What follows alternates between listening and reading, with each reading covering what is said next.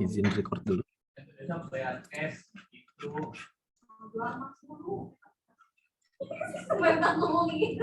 Iya, ketahuinya nggak punya. Tapi aku nanti dibayarnya kalau ya udah mana sini sama itunya. kan Bapak jadi nggak? Ya mana sini Bapak? Ya udah sini mana barang? Tapi Bapak ternyata bukan harus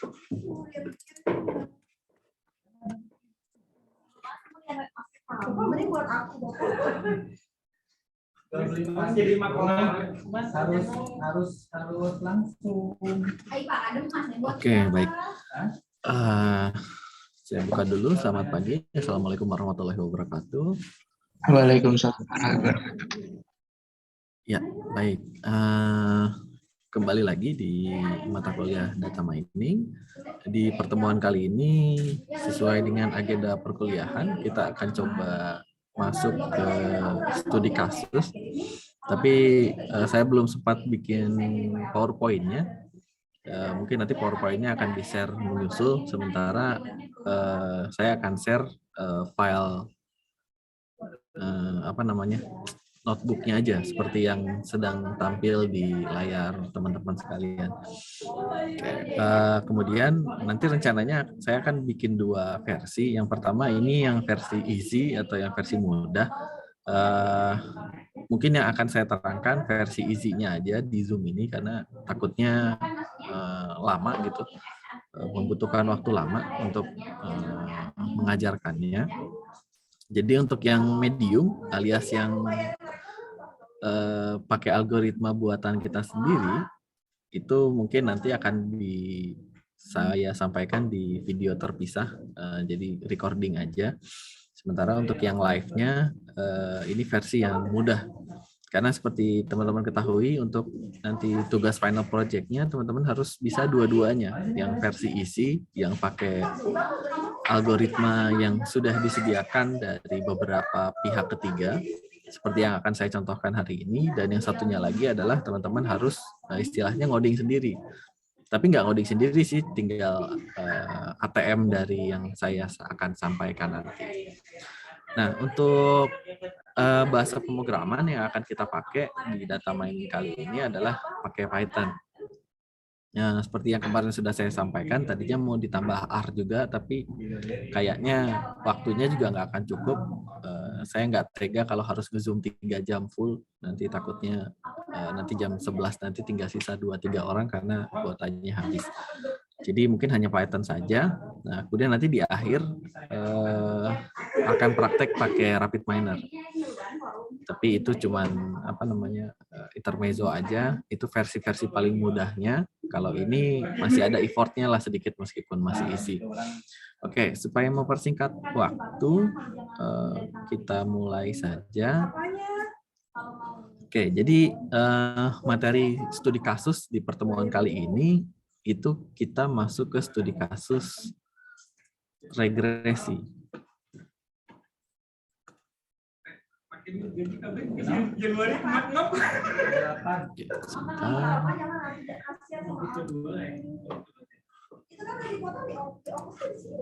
Oke. Ya, seperti teman-teman ketahui, studi kasus yang nanti akan dibahas itu ada dua ya. Yang pertama regresi di pertemuan kali ini. Regresi ini ciri khasnya itu dataset apa sih yang bisa diregresikan? Itu syarat pertama adalah atributnya harus numerik. Kemudian labelnya juga harus numerik. Oke, itu untuk studi kasus kali ini, regresi. Nah, di UTS kemarin saya sudah sampaikan beberapa dataset untuk yang contohnya regresi. Itu kalau tidak salah ada datasetnya itu ada concrete compressive strength kalau tidak salah.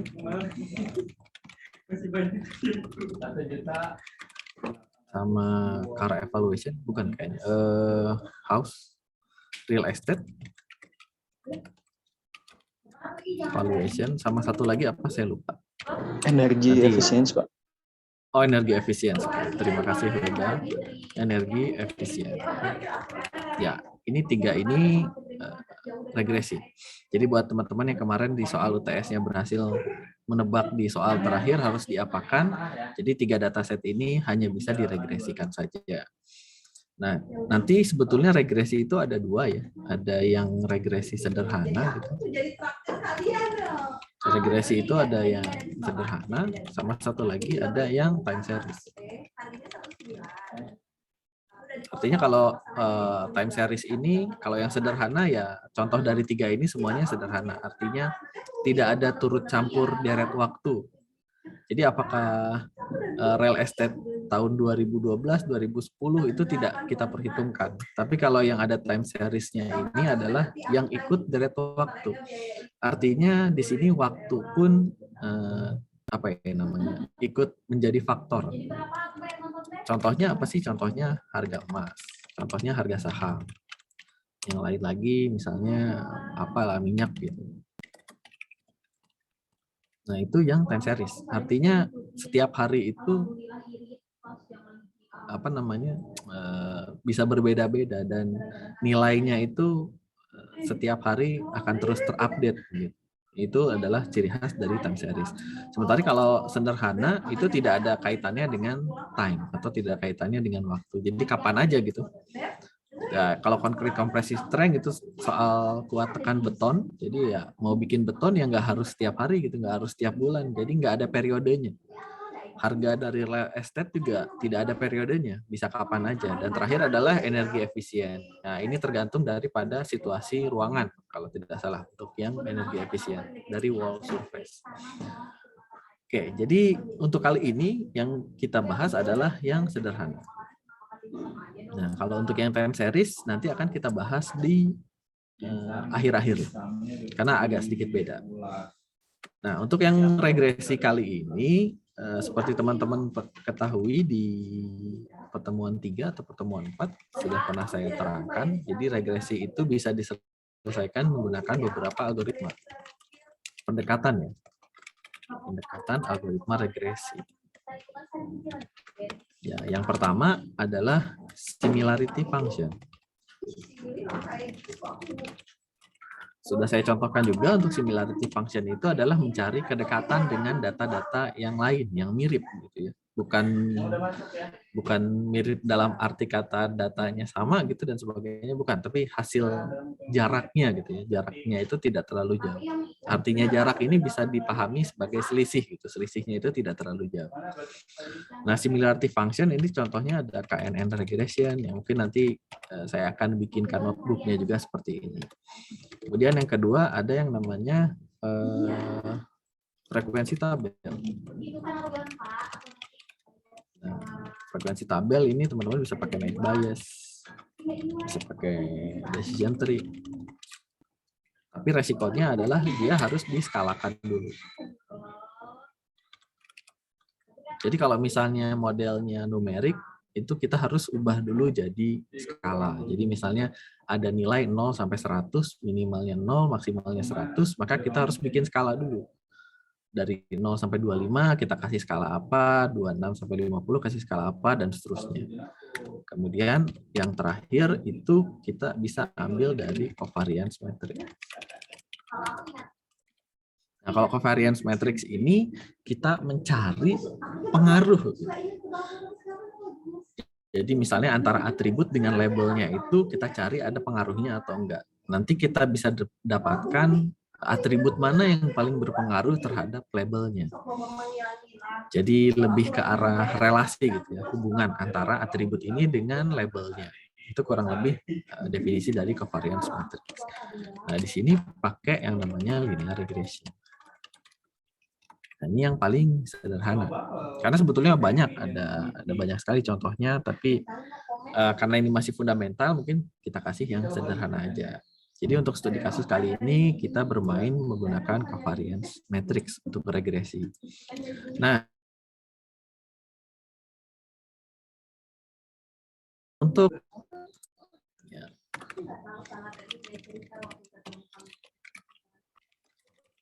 seperti biasa, intinya sih ya input proses output ya. Jadi inputannya apa? Inputannya adalah dataset. Yang kedua proses. Nah, diproses menggunakan algoritmanya. Terakhir, outputnya adalah model algoritma. Nanti kita bisa bedakan mana yang namanya algoritma, mana yang namanya model algoritma. Kemudian, kalau misalnya teman-teman ngikutin Krebs DM, sebagai tahapan penelitiannya, mungkin ini bisa jadi business understanding, data understanding, dan seterusnya. Tapi saya akan sederhanakan jadi 3, meskipun nanti di bawahnya saya breakdown lagi jadi 10 ya. Tapi pada intinya ada input, ada proses, ada output. Inputnya adalah dataset, prosesnya algoritma, dan yang ingin kita dapatkan adalah model algoritmanya. Oke, kita langsung mulai. Yang pertama adalah dataset. Oke, dataset ini dapatnya dari mana sih? Dapatnya kira-kira dari orang lain atau bikin sendiri. Nah, waktu itu sudah pernah saya terangkan ada dataset public sama dataset private. Saya sarankan teman-teman bawa dataset public. Teman-teman bisa dapatkan dataset public itu dari UCI. Dia loading ya.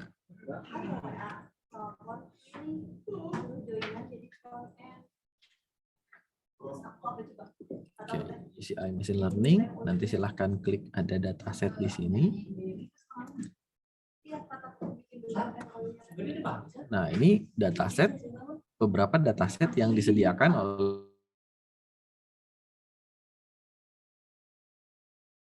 University of Irvine, kalau tidak salah. UCI itu sebuah universitas, dia punya dataset, repositori dataset. Ini cukup banyak sekali gitu ya. Jadi teman-teman tinggal pilih mau arahnya kemana gitu. Arahnya misalnya mau ke regresi, ya silahkan diklik regresinya. Nanti dia akan memfilter sendiri, mencari yang regresi. Kemudian teman-teman pengennya yang numerik, asik karena asik numerik pakai linear regresi. Silahkan klik. Ini bisa juga pakai kategorikal ya, artinya bisa diskalakan terlebih dahulu. Tapi yang ini sudah jadi skalanya. Nah, ini banyak. Nah, teman-teman bisa cari ya sesuai dengan keinginan teman-teman. Saya pun kemarin dapatkan soal UTS dari sini. Jadi teman-teman bisa cek di sini ada concrete compressive strength misalnya nih yang ini. Ini concrete compressive strength, kemudian ada apa namanya? Energi efisiensi juga ada di sini. Kemudian yang terakhir ada real estate valuation. Ya tinggal dipilih aja. Nah, sebagai contoh di sini saya akan masukkan yang concrete compressive strength. Ini cara downloadnya ya, meskipun nanti demonya saya nggak pakai yang concrete compressive strength karena soal. Nanti soal untuk final project teman-teman bisa pakai ini, nanti ketahuan hasilnya seperti apa. Kemudian klik data folder. Nah, nanti silakan teman-teman download XLS-nya. Jadi Excel-nya di-download. Kemudian nanti di akhir sebetulnya di Python ini bisa baca XLS juga. Tapi beberapa dataset ada yang masih CSV, ada yang sudah XLS. Jadi kalau nanti teman-teman mau dari XLS ya bisa tinggal diganti aja. Ya, search aja di Google nanti gimana caranya dia buka atau membaca Excel. Nah, ini saya generalkan saja karena saya kira lebih banyak CSV-nya daripada XLS-nya. Jadi saya di sini contohkan pakai CSV. Oke, ceritanya teman-teman sudah download ya di sini datanya. Sebetulnya tidak perlu diapa-apain lagi sih, paling cuman ya kalau misalnya ada pre-processing kayak ngilangin ID, ngilangin nomor dan sebagainya, teman-teman silahkan bisa lakukan. Tapi kebanyakan sih sudah ready buat dipraktekkan. Oke, kita masuk ke Python-nya lagi. Jadi dari 3 tahapan tadi, input, proses, dan output, di sini saya coba bagi jadi 10 tahapan. Oke, 10 tahapan ini, tahapan yang pertama adalah teman-teman harus import library buat ngolah datanya. Nah, kenapa saya namain easy? Karena ya beberapa library memang kita butuhkan, karena algoritmanya nanti tinggal dipanggil. Tapi nanti buat yang medium, beberapa library bisa kita hilangkan. Oke, library apa sih yang dibutuhkan? Ini kurang lebih ada 10 tahapan, nanti kita bahas satu persatu. Oke, yang pertama adalah import library. kira-kira library apa saja yang kita perlukan untuk mengolah data ini? Yang pertama ada yang namanya Pandas. Nanti teman-teman tinggal ngikutin aja, kurang lebih sama semua sih, nggak ada yang spesial dan sebagainya. Saya nggak perlu ngajarin Python-nya dari awal juga, jadi cukup beberapa library yang dibutuhkan dan nanti cara pakai library-nya seperti apa. Itu aja yang nanti cara mainnya. Oke, nanti yang pertama adalah Pandas. Ya, Pandas itu adalah sebuah library yang nanti dia punya satu komponen yang kita butuhkan, namanya adalah data frame. Yang ini. Nah, data frame ini kita butuhkan untuk apa? Kita butuhkan untuk menyimpan dataset yang kita dapatkan dari file XLS atau CSV tadi. Jadi nanti filenya dari Excel itu diupload, nanti disimpan di data frame. Nanti kita ngolahnya dalam bentuk data frame. Nah, kita gunakan yang namanya Pandas. Ini banyak sekali, meskipun ada alternatif-alternatif yang lain, tapi saya kira banyak sekali yang menggunakan Pandas, jadi kita ambil generalnya aja pakai Pandas. Nah, kemudian ada yang namanya NumPy. Nah, sesuai dengan namanya, NumPy itu ya number ya, kaitannya dengan matematika. Jadi kalau di Python itu cara ngimportnya adalah import, kemudian nama library-nya Pandas, S, nah, beri nama untuk si Pandas ini apa?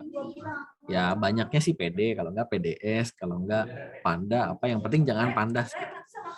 Kemudian untuk yang NumPy, caranya sama, import, nama library-nya apa, NumPy, beri nama, S, namanya apa, NP. Nanti PD dan NP ini berjalan seperti variabel ketika waktu C++ kemarin. Mudah-mudahan masih ingat teman-teman ya. Nah, NumPy ini fungsinya buat apa? NumPy ini fungsinya untuk beberapa fungsi matematika. Di beberapa kasus kita butuhkan NumPy juga buat bikin array, karena di Python ini dia nggak bisa array. Adanya ya list, set, dictionary dan sebagainya. Array itu nggak ada, adanya di NumPy. Tapi di sini saya pakainya untuk nanti akar aja sih. Karena nanti evaluasinya kan pakai akar. Jadi kita pakai NumPy di sini. Nah, kemudian ada plot. Nanti ada library namanya matplotlib, yang kita ambil adalah pyplot, tapi belum sempat saya bikinin codingnya di sini, nanti akan saya update di e-learning ya. Jadi tujuannya matplotlib ini adalah buat bikin grafik, buat kita ketahui, oh ternyata bentuk datanya seperti ini, sebaran datanya seperti apa. Itu kita bisa pakai matplotlib. Seperti biasa kita beri nama PLT.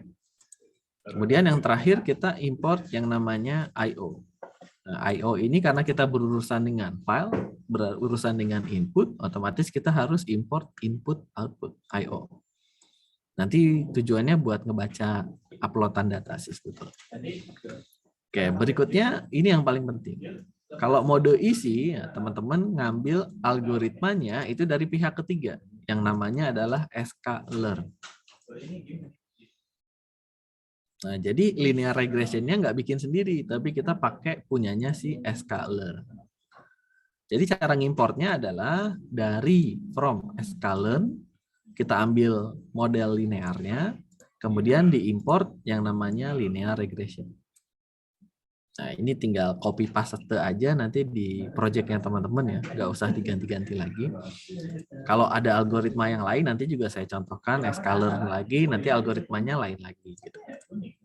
Oke, ini untuk algoritmanya. Jadi bagian yang ini adalah untuk algoritmanya, yaitu linear regression. Oke, berikutnya sesuai dengan judul soal, teman-teman harus melakukan validasi. Membagi data menjadi data training dan data testing. Cara ngebaginya gimana? Apakah teman-teman ngitung sendiri? Nggak usah. Nanti ini pakai tools lagi. Toolsnya ini untuk split validation. Dari sklearn juga. Yang diimport adalah train test split, sesuai dengan namanya ya, train test split. buat ngebagi data training dan data testing di split. Ada satu lagi yang namanya cross validation. Tapi sesuai judul saya cuma pengen split validation aja buat teman-teman. Jangan yang rumit-rumit dulu lah. Biar dapat sukanya dulu dari data mining ini seperti apa. Kemudian yang terakhir kita butuh yang namanya evaluasi. Nah, evaluasi adalah buat ngitung performa si algoritmanya bagus atau enggak. Patokannya bagus atau enggak kan bukan oh iya ini algoritmanya bagus kan enggak gitu. Tapi harus kita gunakan matriks tertentu atau ukuran tertentu. Nah, ini kita ambil lagi dari Scalar. Jadi dari Scalar nanti kita ambil algoritmanya, validasinya, dan evaluasinya. Nanti untuk yang mode medium, algoritmanya nggak kita import lagi. Tapi splitnya tetap harus kita ya tapi nanti ya kita lihat nanti kalau misalnya terlalu berat codingnya buat teman-teman, kayaknya kita ambil dari pihak ketiga lagi. Oke, itu untuk beberapa file yang beberapa library yang perlu teman-teman importkan. Kemudian tahapan kedua adalah datasetnya di-upload.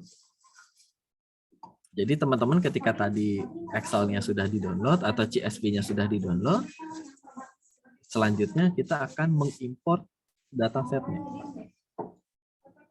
Oke. Yang pertama sebetulnya banyak sekali teknik buat menguploadkan si datasetnya ke Google Colab ini.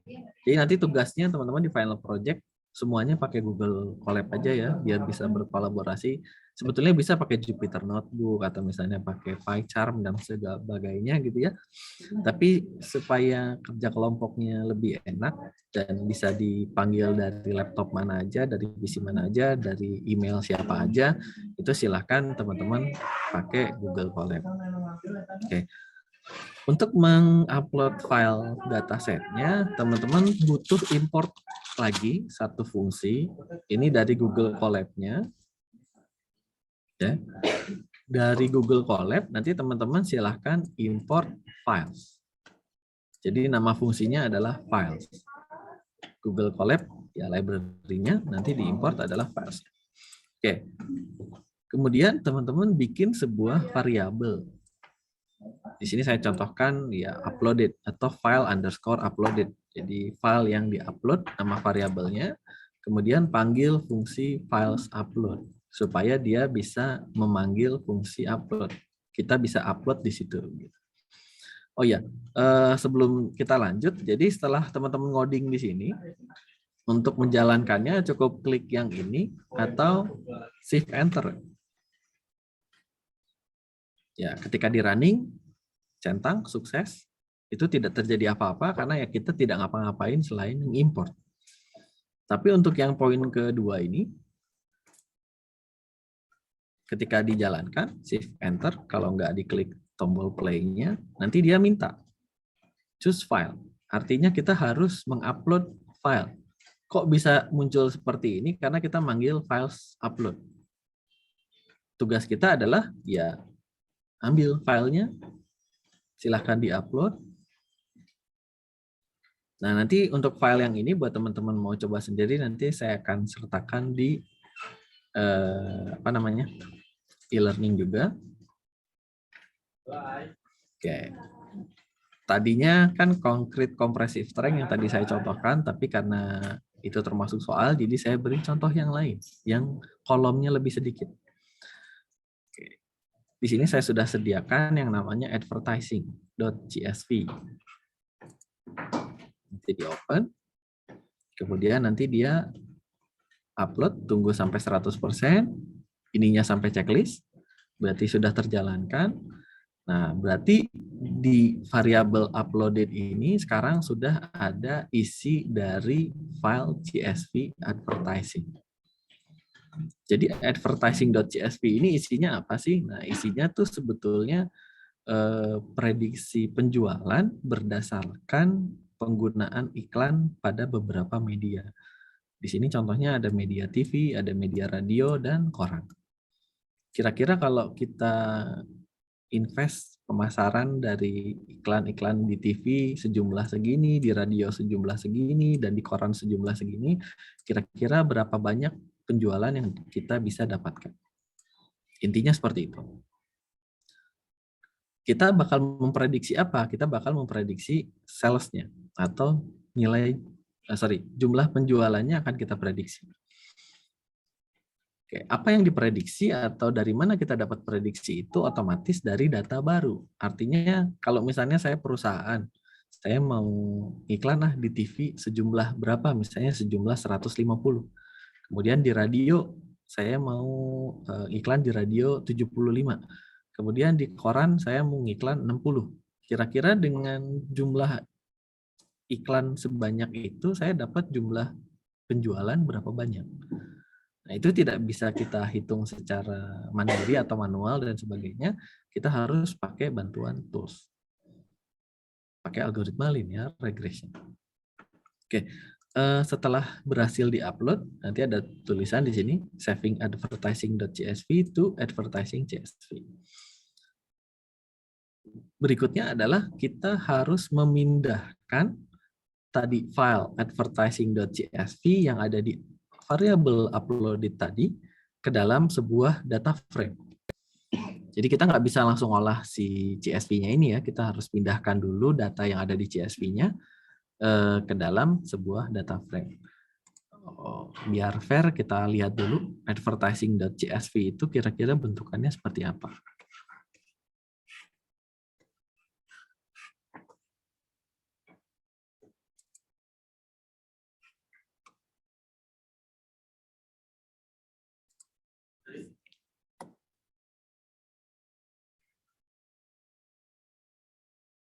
Tunggu loading sebentar untuk Excel-nya.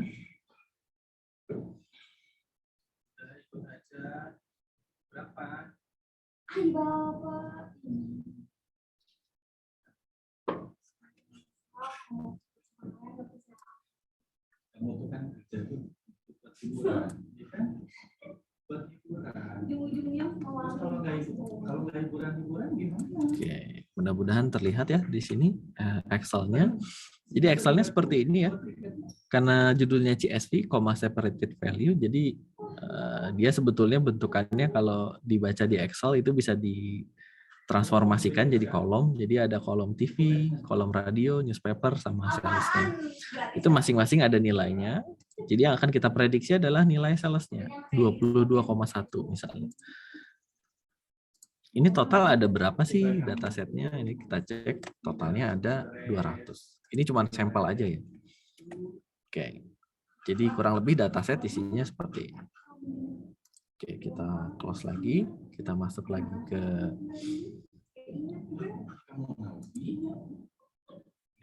Google Colab-nya. Oke, ya. Di advertising CSV tadi nilainya seperti itu, isinya seperti itu, kemudian kita akan lakukan pemindahan ke dalam data frame. Jadi kita bikin satu variabel baru, namanya data. Data ini adalah data frame. Oke, caranya adalah data sama dengan PD. PD itu adalah pandas ya. Library pandas tadi, nanti sesuai dengan judulnya ada CSV ya. Untuk nama filenya CSV, maka read CSV. Nanti untuk yang Excel gimana? Silahkan nanti searching di Google aja supaya cepat. Bentar. Oke, supaya cepat. Nanti gimana sih caranya nge-read Excel dan sebagainya? Kurang lebih sih caranya sama. Cuma nanti fungsinya beda, bukan read CSV lagi. Oke, silahkan nanti dicoba sendiri kalau yang nanti hasil downloadannya adalah Excel. Ini untuk yang CSV aja ya. Jadi read CSV, kemudian kita buka file tersebut pakai library IO.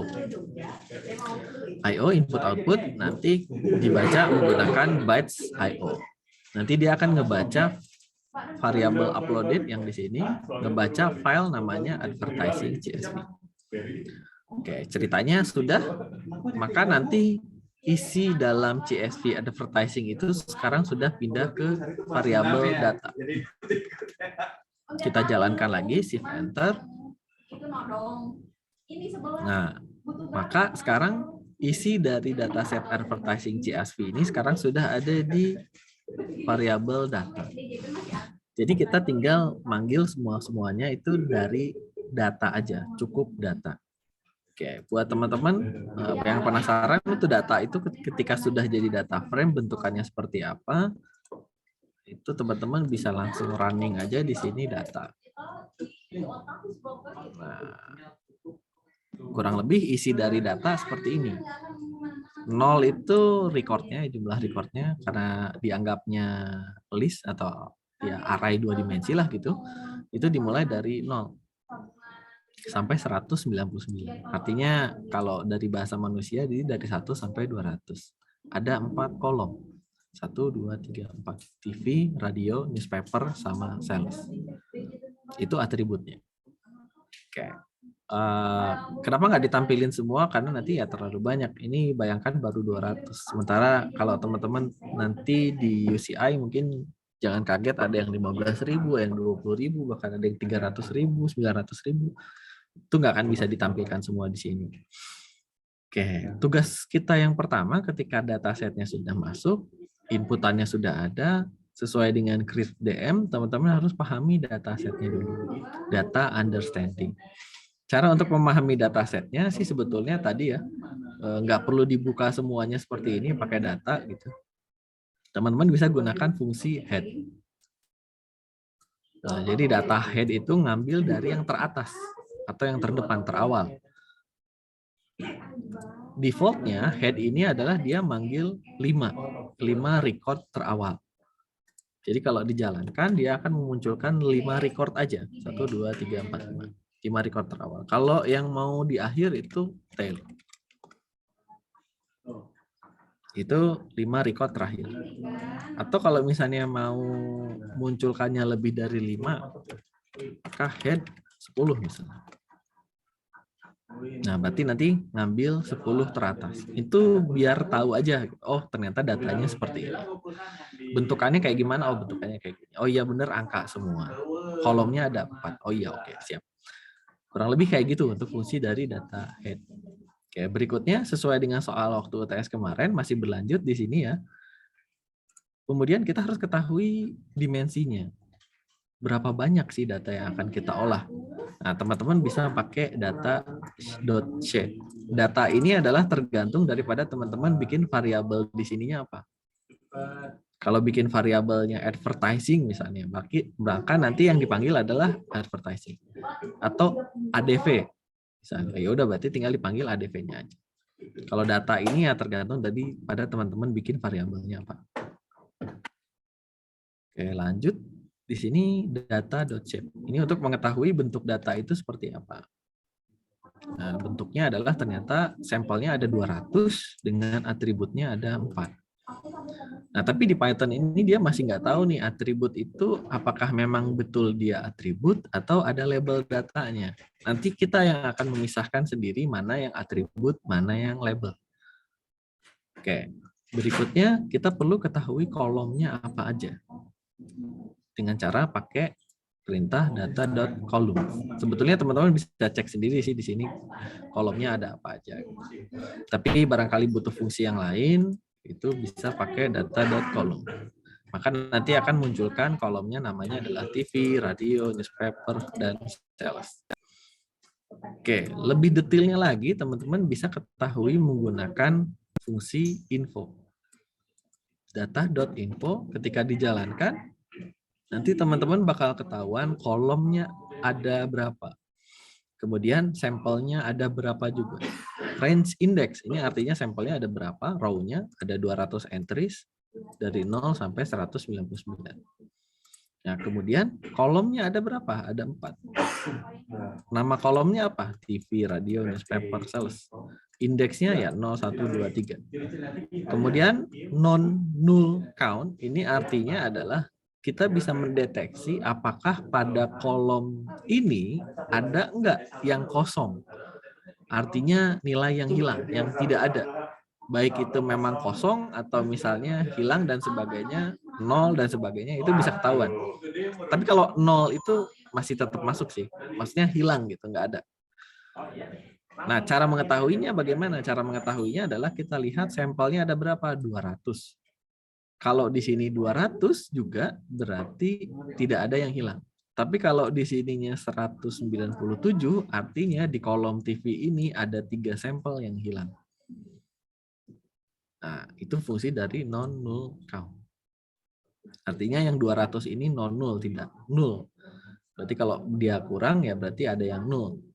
Kemudian tipe datanya adalah float 64. Ya, float seperti yang teman-teman ketahui di C++ bentuknya ada desimalnya ya. Oke, dan penggunaan memori ya sekian, tidak perlu diketahui juga sih sebetulnya. Oke, berikutnya teman-teman juga harus ketahui statistik deskriptif sederhananya. Tujuannya buat apa? Tujuannya nanti teman-teman perlu mengetahui apakah dataset ini perlu dinormalisasi atau tidak. Tapi ya untuk kasus fundamental ini ya meskipun datanya jelek, nggak usah dinormalisasi lah. Nanti normalisasi urusan nanti. Takutnya jadi tambah ribet lagi, tambah susah, jadi malas nanti belajar data lagi. Mungkin nanti di pertemuan, di mata kuliah berikutnya, di semester-semester berikutnya, ketemu mata kuliah terkait ini, mungkin bisa kita pelajari bagaimana caranya melakukan normalisasi.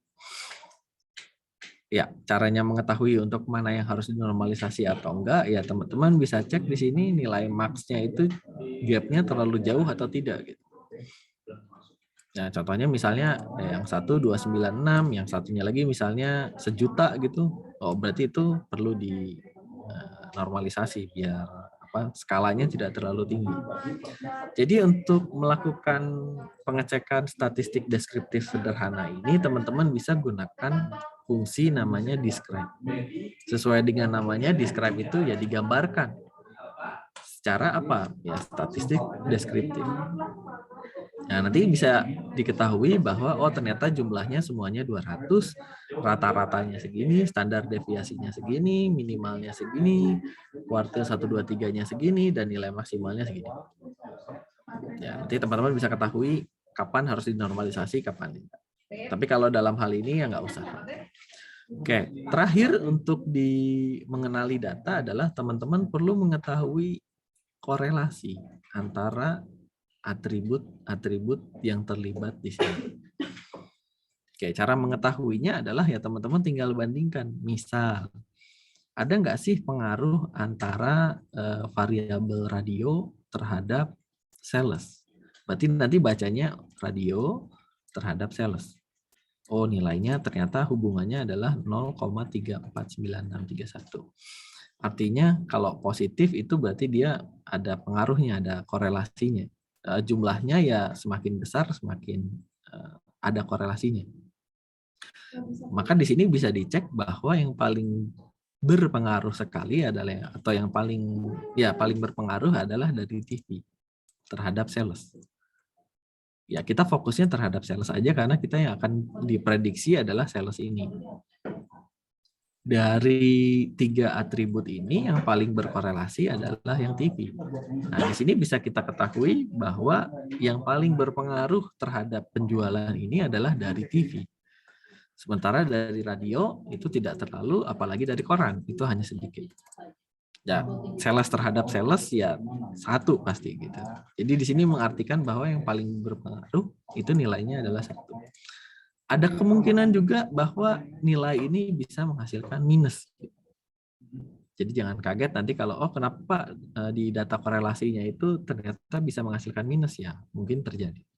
Tapi di sini dalam kasus ini semuanya positif. Bagaimana cara untuk mengetahui korelasi ini? Teman-teman bisa gunakan fungsi namanya core. Bukan core ya, tapi R-nya yang 2 karena dari correlation. Caranya sama, tinggal shift enter, nanti teman-teman bisa dapatkan nilai korelasi. Nah, sebetulnya dari sini aja udah ketahuan, oh ya berarti dari TV yang paling banyak. Artinya kalau kita invest iklan di TV-nya semakin banyak, maka insya Allah sales-nya tambah banyak. Seperti itu. Tapi kalau di radio dan newspaper mungkin berpengaruh positif juga, tapi tidak terlalu besar gitu. Oke, dari korelasi sudah tahu ya, tapi nanti kita harus tetap bikin modelnya seperti apa. Oke, lanjut di nomor 4. Nah, karena di Python-nya nggak ngerti mana yang label, mana yang atribut, maka harus kita yang sendiri yang memilih. tahap berikutnya adalah kita pilih mana yang label. Oke, caranya adalah ya tinggal kita potong datanya, kolomnya dipotong. Kalau validasi itu sampelnya yang dipotong, tapi kalau untuk milih mana label, mana atribut, kolomnya yang dipotong. Teman-teman harus tahu kira-kira di antara 4 atribut ini mana yang jadi label. Yang jadi label otomatis sales. Karena yang kita akan prediksi adalah salesnya. Oke, cara membaginya teman-teman pakai array. 2 dimensi di ceritanya. Tapi kan data frame yang model namanya adalah data frame. Jadi kalau bingung itu namanya array 2 dimensi gitu. Waktu di C++ kemarin. Oke, caranya adalah teman-teman harus mendapatkan lokasi yang mana yang atribut, yang mana yang label gitu ya. Teman-teman bisa gunakan yang namanya ilog. Caranya adalah teman-teman bagi dulu mana yang masuk ke atribut, mana yang masuk ke label. Oke, maka cara pertama adalah teman-teman harus bikin dulu variabel yang nanti menampung atributnya. Atributnya dulu. Oh, taruhlah di sini kita namakan X. Oke, kemudian untuk labelnya kita kasih nama Y. Karena sebetulnya linear regression itu adalah pengaruh X terhadap Y. Nah gitu. Jadi kita asumsikan aja yang ini X, yang ini Y. Atau teman-teman bisa kasih di sini atribut, yang ini label, boleh. Jadi biar gampang aja X sama Y. Memilih atribut itu berarti kalau datanya seperti ini, nah berarti gimana caranya ngambil cuman segini? Salesnya nggak ke bawah gitu.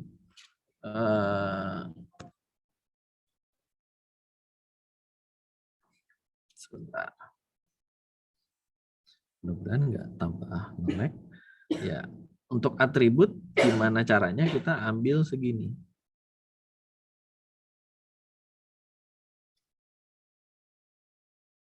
Oke, ini atribut.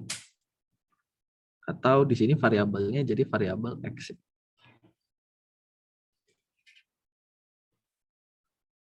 X.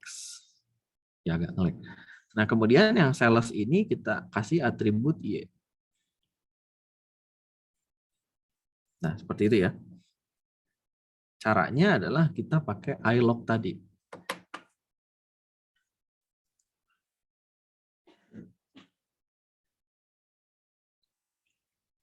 Yang ilog ini. Jadi di X ini kita akan masukkan atributnya. Caranya adalah data ilog. Nanti defaultnya adalah seperti ini. Ini ada 2. Yang ini teman-teman bisa pikirkan sebagai sampel, koma, yang ini sebagai kolom. Atau baris lah ini. Ini row dan kolom. Artinya kalau misalnya kita mau ambil semua row-nya, maka cukup row-nya diketikkan seperti ini. Artinya mulai ambil dari awal sampai akhir. Titik 2 ini artinya sebetulnya bisa diisi juga misalnya dari 0 sampai 2. Maka yang bisa diambil cuma 0 sampai 2. Baris ke 0 sampai baris ke-2. Tapi kalau mau semua, buat aja seperti ini. Oke, berikutnya kita pikirkan kolomnya. Nah, karena kita mau ngebagi kolom, maka kolomnya harus dihilangkan 1. Dari 4, kita cuma ambil 3. 3-nya itu yang terdepan, 0, 1, sama 2. Maka teman-teman bisa bikin 0.22 seperti ini, 012, karena yang 3 itu adalah si atribut ya. Si label. Tapi bisa juga teman-teman ambil dari awal sampai -1. Artinya -1 itu kalau di awal itu 1 atau 0. Tapi kalau gimana caranya teman-teman mau ngambil yang paling ujung. Tapi yang paling ujung itu teman-teman nggak tahu paling ujungnya itu ujungnya berapa. Nah, caranya teman-teman bisa pakai -1. Itu berarti paling ujung. Kalau -2 adalah kedua paling ujung. -3 adalah ketiga paling ujung dan seterusnya. Jadi kalau misalnya mau ngambil dari 0 sampai paling ujung, tapi yang ujungnya nggak dibawa, pakai yang seperti ini.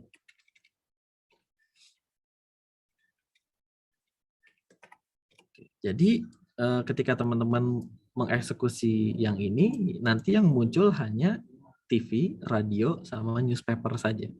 Sementara yang label datanya caranya gimana? Sama seperti yang di atas, tapi kita cuma ambil ujungnya aja. Ketahuan ya, ujungnya aja. Itulah kenapa saya sarankan buat teman-teman nanti sambil belajar, untuk di Excel-nya atau di CSV-nya, teman-teman harus bikin si label data itu ada di ujung, biar gampang ngebaginya.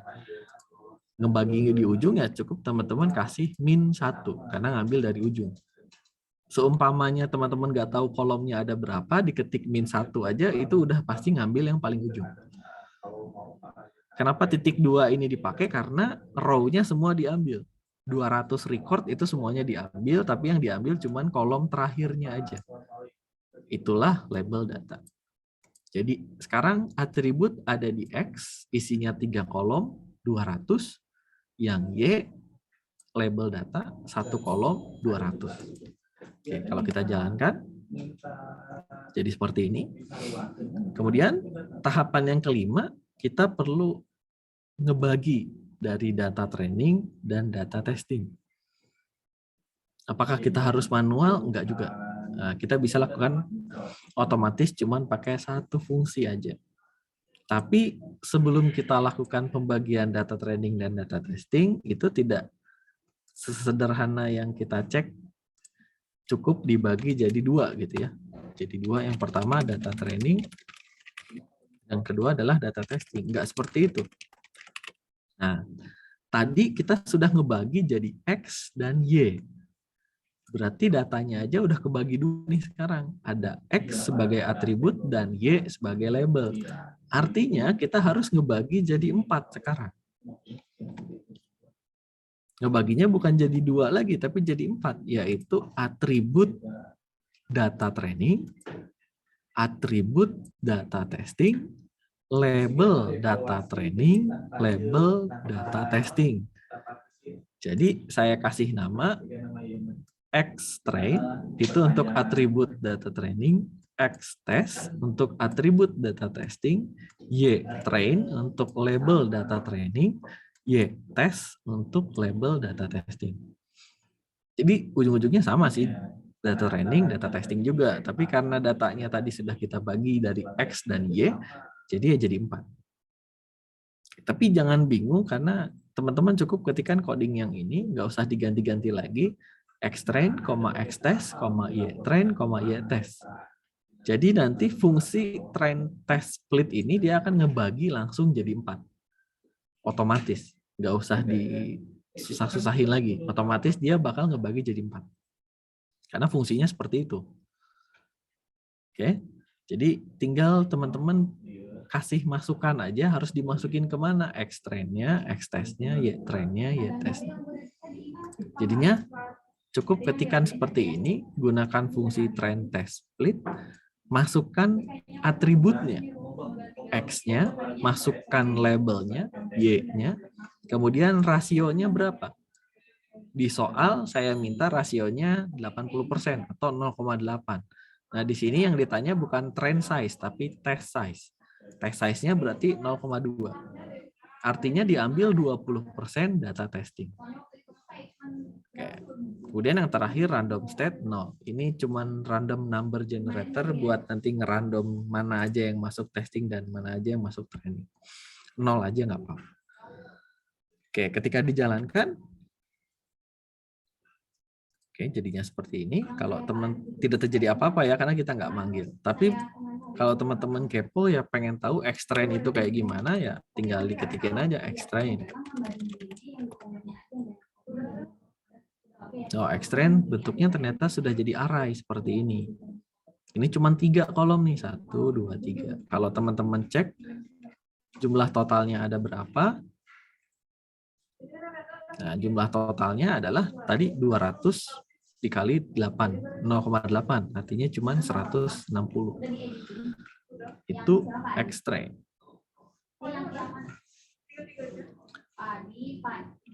Sementara kalau X test,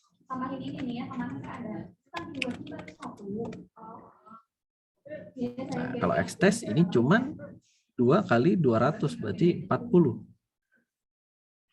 40, tapi tetap atributnya ada 3 karena dia X atau atribut ya.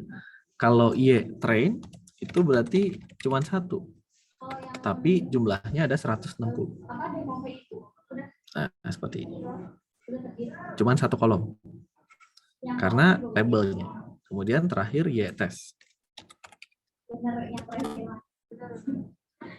Nah, Y test ada 40. Ya, jadi otomatis sudah kebagi sendiri, teman-teman nggak perlu repot-repot ngitung lagi atau ngebagi lagi. Oke, setelah ini kita akan lakukan training. Nah, ini yang paling pentingnya. Jadi gimana caranya kita melakukan data mining atau penambangan data? Ternyata semudah ini. Jadi cuma dikerjain dalam satu coding aja, satu baris coding, nggak usah susah-susah. Ternyata data mining gampang. Cuman pakai satu perintah aja. Panggil algoritmanya. Nah, di sini algoritma yang akan kita pakai adalah linear regression. Kita pakai fungsi fit. Kemudian yang kita masukkan adalah atribut data training dengan label data training. Jadi yang diolah adalah data trainingnya aja. Nanti data testing kita gunakan untuk evaluasi. Oke, kemudian dimasukkan ke dalam variabel namanya model. Ketika dijalankan, tidak terjadi apa-apa. Tapi sebetulnya model algoritmanya sudah ada di dalam variabel model. Oke. Pertanyaannya adalah sebetulnya algoritma linear regression-nya seperti apa? Nah, nanti akan kita bahas di video terpisah nanti ya. Karena itu manualnya atau perhitungan secara algoritmanya, tahapan perhitungannya seperti apa, nanti kita di terpisah. Sementara model dari linear regression-nya itu seperti apa? Model dari linear regression-nya itu seperti ini. Jadi Y itu adalah yang akan kita prediksi. Nanti teman-teman akan kenal yang namanya dua hal. Yang pertama intercept dan yang kedua adalah koefisien. Kalau intercept itu nilainya cuma 1, tapi kalau koefisien itu sejumlah berapa banyak atribut yang terlibat. Jadi kalau atributnya ada 3 ya berarti koefisiennya ada 3. Koefisien untuk atribut X1, X2, X3 dan seterusnya sampai X ke N. Jadi atributnya ada 100 ya nanti koefisiennya ada 100 juga. Cara memprediksinya adalah kita akan prediksi nilai Y, kita masukkan nilai intercept-nya berapa, koefisiennya berapa, dikalikan atribut TV, ditambah koefisien radio dikali nilai radio, ditambah koefisien newspaper dikali atribut newspaper. Oke, berarti kita perlu ketahui yang namanya intercept sama koefisien. Caranya adalah tinggal panggil model.intercept underscore karena dia variabel dan model.coef underscore. Maka nanti muncullah intercept cuma 1, 4,773 dan seterusnya. Dan koefisiennya ada 3. Kenapa ada 3? Karena atributnya ada 3. TV, radio, newspaper. Segini 1, 2, 3. Jadinya formulanya seperti apa? Formulanya seperti ini kalau mau ngitung Y. Y interceptnya adalah 4,77320,520 misalnya. Nggak usah banyak-banyak. Ditambah koefisiennya adalah 0,05368 dikali berapa data barunya. Misalnya data barunya adalah 150.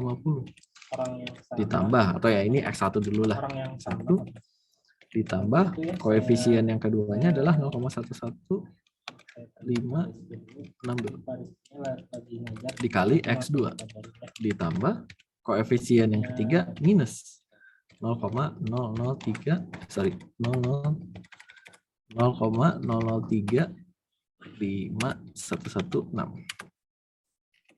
dikali X3.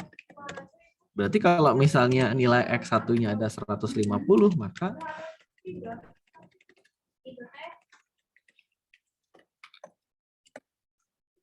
Ini X1-nya adalah 130 misalnya. Atau X2-nya adalah 20. X3-nya adalah 25. Kira-kira Y-nya berapa? Jadi kalau kita invest di media TV 130, di radio 20, dan di newspaper 25, berapa nilai penjualannya yang bisa kita dapat? Cara menghitungnya seperti ini. Artinya di linear regression itu intinya kita ketahui intercept dan koefisiennya aja. Di manualnya pun sama. Kalau nanti kita ngitung manualnya, yang akan kita cari adalah intercept sama koefisiennya. Oke, di sini kalau dijalankan sudah muncul seperti ini interceptnya, koefisiennya ada 3. Nah, kemudian tahap 8 kita coba terhadap data yang baru. Jadi seumpamanya saya akan invest di TV 130, di radio 20, di newspaper 25. Kira-kira bakal dapat hasil penjualan berapa? Oke, caranya adalah kita bikin data baru dulu. Kita kasih nama variabel new, isinya harus harus array 2 dimensi ya, teman-teman. Jadi bikin kurung sikunya ada 2. Karena sebetulnya ini bisa dikasih koma lagi, diisi lagi 150, 15, 25. Berarti nanti data barunya ada 2, di koma lagi di sini dan seterusnya. Karena di sini contohnya cuma 1, jadi bikin seperti ini. 130 ini TV, 20 ini radio, 25 newspaper. Nah, cara memprediksinya sederhana juga. Kita ingin ketahui sales-nya berapa, sama dengan model.predict. Model ini tergantung daripada variabel model yang teman-teman masukkan di sini. Oke, jadi modelnya dapat dari sini ya, dari linear regression fit ini jadi model. Nanti modelnya kita prediksikan, model.predict data yang baru. Nanti kira-kira hasil penjualannya berapa? Nah, setelah di running ternyata kalau kita invest 130 di TV, 20 di radio, dan 25 di koran, hasil dari penjualannya adalah 13. Nah, seperti itu. Jadi inti dari data mining adalah seperti itu untuk yang regresi atau prediksi. Untuk yang kuat tekan beton yang kemarin, concrete compressive strength, itu tujuannya adalah kita menentukan kuat tekan betonnya berdasarkan komposisi dari beton. Ya, kemudian yang real estate evaluation itu mengetahui atau memprediksi nilai dari real estate-nya berdasarkan net. Kemarin itu apa ya? Number of room atau bukan? Lupa saya. Pokoknya berdasarkan beberapa atribut juga. Dan yang terakhir energi efisiensi. Itu kita bisa dapatkan heating load kalau tidak salah yang kemarin saya masukkan karena di itu labelnya ada 2. Jadi kurang lebih panas yang dihasilkan dari si ruangan dengan karakteristik tertentu itu dapat berapa heating load-nya. Ya, kurang lebih seperti itu. Ya, terakhir kita akan lakukan testing pada data testing. Tadi sudah kita bagi data trainingnya segitu dan data testingnya 40. Maka caranya sama, model.predict. Tapi yang diprediksi adalah Y-train. Ya. Y-train, X-test. Nah, di sini kita bikin lagi Y-pred. Y-pred Y itu adalah label, pred itu adalah prediksinya. Jadi antara data asli, itu data aslinya kan disimpan di Y-test ya. Y-test itu adalah label dari yang data testing, nilainya berapa. Kita masih simpan ini buat apa? Buat dibandingkan antara mana yang prediksi, mana yang testing. Jadi kalau untuk prediksi kita bikin lagi label pred atau label prediksi, kemudian kita predik menggunakan variabel X-test atau atribut dari data testing. Oke. Kemudian nanti hasilnya kita masukkan ke dalam data frame lagi, namanya result. Kita bikin 2. Yang pertama nilai aslinya Y-test dan nilai prediksinya atau Y-pred. Kalau kita jalankan kurang lebih hasilnya jadi seperti ini. Ya, total ada 39, artinya ada 40 ya. Karena mulainya dari 0. Kemudian untuk yang aktual itu adalah nilai asli dari labelnya yang dari data testing. Sementara prediksi adalah prediksi dari algoritma linear regression punya kita. Jadi sebagai contoh nih, aslinya adalah 11,3. Prediksi kita 10,7, berarti ada salah, kurang sedikit. Kemudian aslinya 84, kita prediksi 8,6. Oh, lebih sedikit, lebih 2. Aktualnya 12, kita prediksi 9,5. Oh, berarti masih kurang. Tapi teman-teman bisa cek di sini secara umum, itu prediksinya tidak terlalu jauh gitu kesalahannya. Jadi 24 kita prediksi 23, aslinya 11 kita prediksi 11 juga. Nah, paling ini salah besar, cukup besar nih. Aslinya 1,6 kita prediksi 9,1. Mungkin ada yang salah dan sebagainya. Tapi memang pasti akan ada yang seperti ini. Kita nggak bisa ngeprediksi betul-betul tepat, oh ini aktual 10,3, kita prediksi 10,3, kayaknya nggak bisa. Oke. Tapi error yang tipis-tipis kayak gini nih, 15,2, kita prediksi 15,19, yaitu berarti kan tingkat errornya hanya 0,1. Tapi kita nggak bisa ngevaluasi berdasarkan secara umum seperti ini.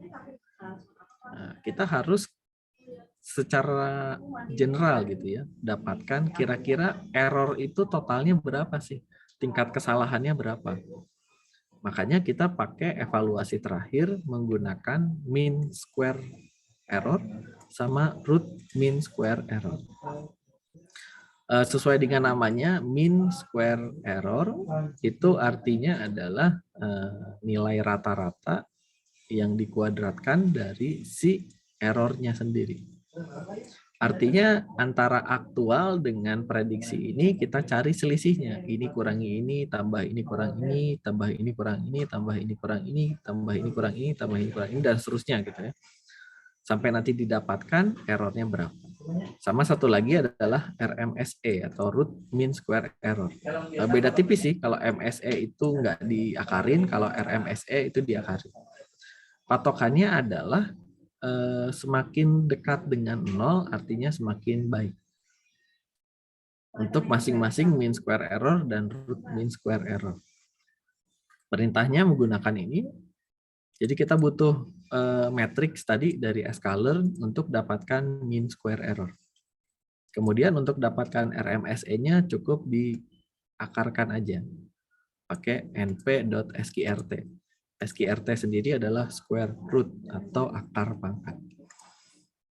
Oke, nanti dari mean square error ini kita bandingkan nilai dari aktual dengan nilai dari prediksi. Jadi cukup dua aja, y-test dan y-prep.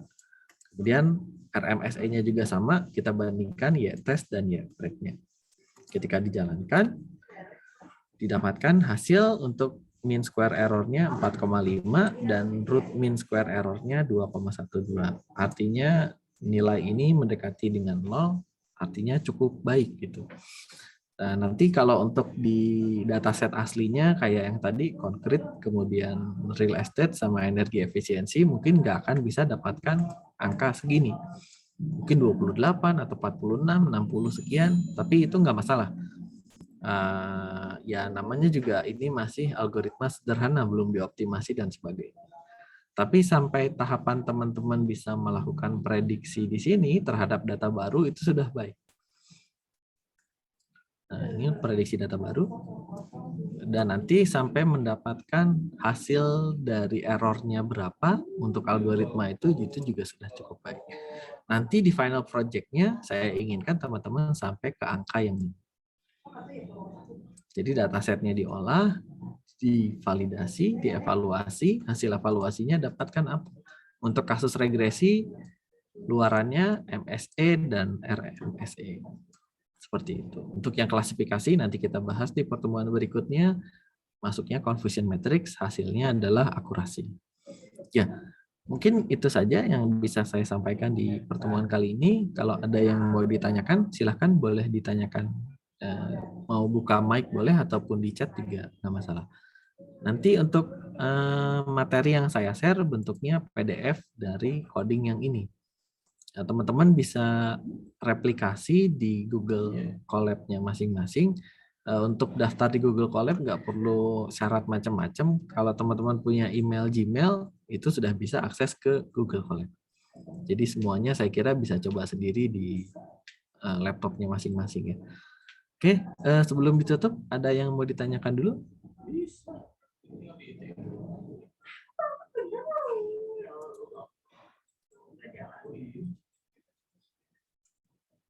Oke, ada pertanyaan dari Wega. Ada kemungkinan ada data hilang atau data kosong di datasetnya?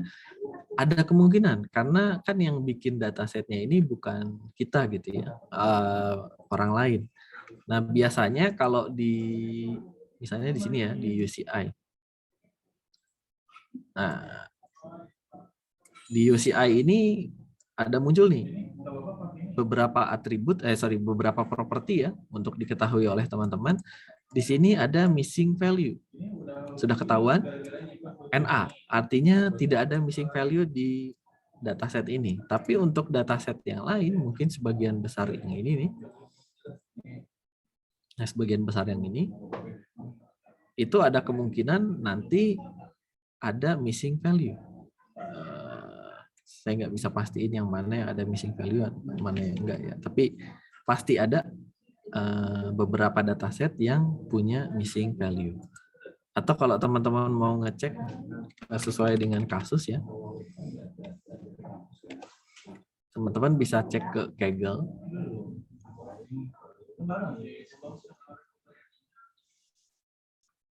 Kaggle, nanti masuk ke dataset.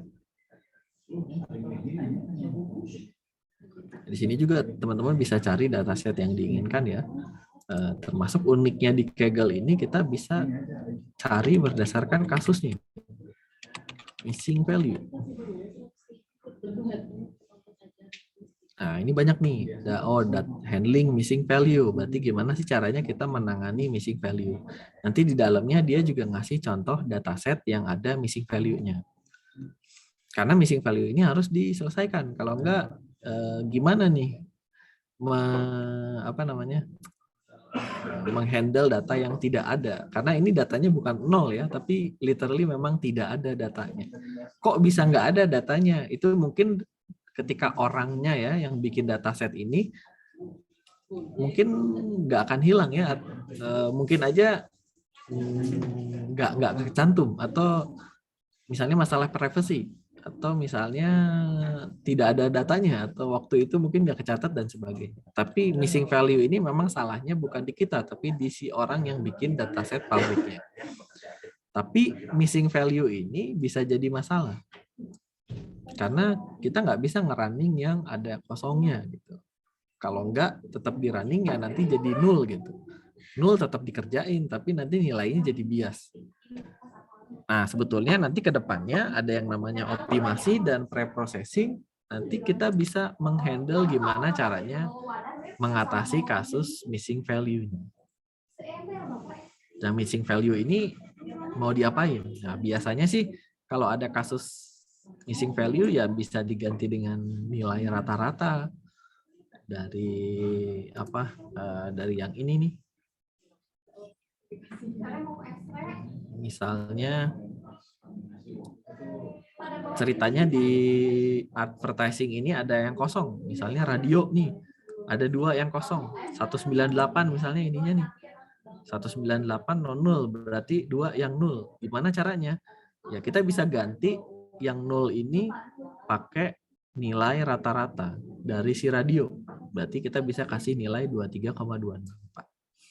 Cara nge-replace-nya juga sebetulnya nanti mudah, tapi kita masuk nanti di kasus-kasus tertentu, dioptimasi dan seterusnya. Kalau yang fundamental sih saya kira kemarin yang saya kasih ke teman-teman itu nggak perlu ada nilai yang perlu di-replace saya kira. Ya, tapi ada kemungkinan untuk hilang, ada. Tapi bukan di kita ya, emang penyedia datanya aja yang hilang. Oke, ada yang mau ditanyakan lagi?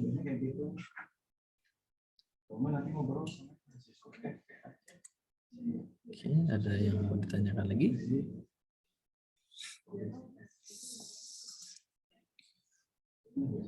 Ini ada dari Haikal. Atributnya mengandung dua tipe data, numerik sama kategorikal. Dan labelnya juga kategorikal, bagusnya klasifikasi. Iya, betul. Ini juga masuk di soal UTS kemarin. Jadi atributnya itu kategorikal sama numerik. Jadi numerik ada, kategorikal juga ada. Itu kira-kira tapi di sini ditambahin lagi ada labelnya juga sudah kita ketahui bahwa labelnya adalah kategorikal. Karena labelnya kategorikal itu sudah pasti di regresi nggak bisa, karena syarat utama dari regresi labelnya itu harus numerik, artinya pakai klasifikasi. Betul, sudah betul pakai klasifikasi. Nanti saya akan contohkan untuk yang klasifikasi mungkin pakai frekuensi tabel, naive Bayes. Untuk yang kasusnya ada numerik dan kategorikal, nanti kita bisa pakai naive Bayes. Tapi resikonya adalah data numerik yang di sini itu nanti diskalakan juga. Jadi nanti ujung-ujungnya yang numeriknya juga dirubah jadi kategorikal gitu. Jadi semuanya harus kategorikal. Asalkan labelnya kategorikal, ya itu sudah pasti masuk klasifikasi. Tapi algoritma yang menangani nanti apa?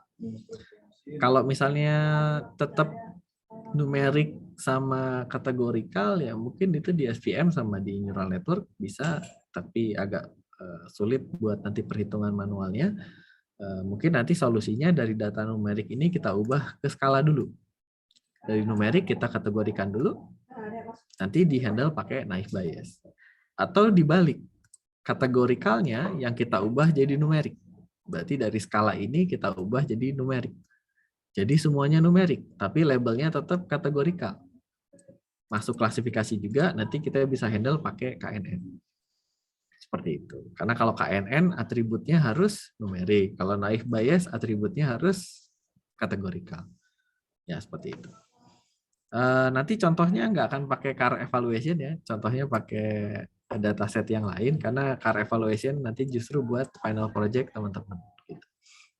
Tapi nanti dicontohin yang mirip-mirip. Nanti kita akan coba pakai naive Bayes buat yang klasifikasi. Nanti tugasnya Haikal cuman ngerubah data numeriknya jadi kategorikal. Nanti juga ada caranya lah, nanti kita demokan juga. Oke, ada lagi yang mau ditanyakan?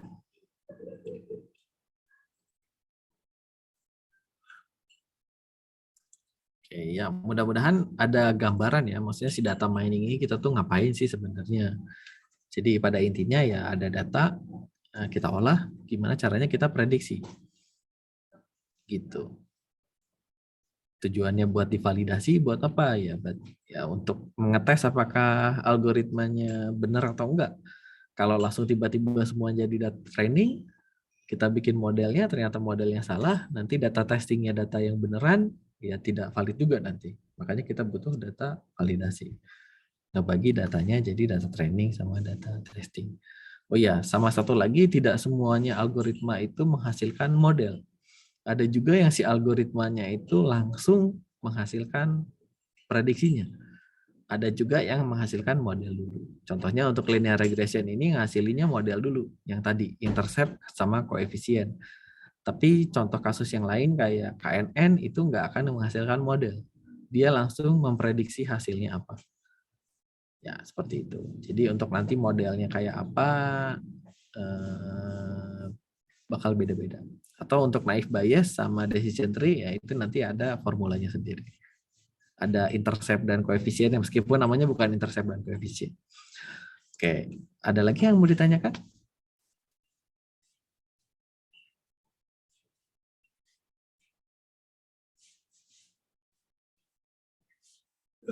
Belum ada? Cukup dulu. Nanti untuk yang versi medium atau yang kita ngoding sendiri algoritmanya, kalau sudah ready video recordnya akan segera saya upload di e-learning, meskipun mungkin beda waktunya dengan ketika saya upload yang mode isi ini. Oke, kalau tidak ada lagi yang mau ditanyakan, saya kira cukup untuk pertemuan kali ini. Nanti ditunggu dari file hasil printan dari si Google Colab ini supaya teman-teman bisa coba sendiri di laptopnya masing-masing. Oke, saya kira cukup untuk hari ini. Terima kasih atas kehadiran dan atensinya. Selamat pagi. Assalamualaikum warahmatullahi wabarakatuh. Waalaikumsalam warahmatullahi. Makasih Pak. Ya, sama-sama. Oke, saya stop recordnya dan